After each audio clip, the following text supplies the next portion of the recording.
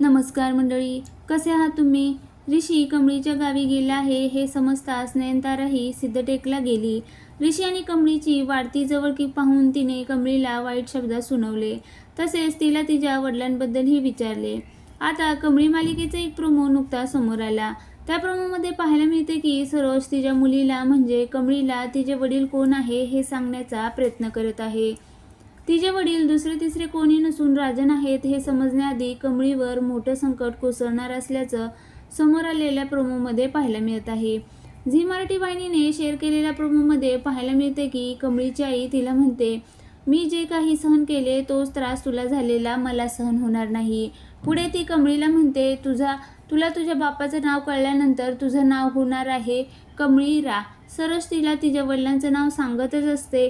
तोपर्यंत कमळीवर एक व्यक्ती गोळी झाडत असल्याचं ती पाहते आणि कमळीला बाजूला ढकलते.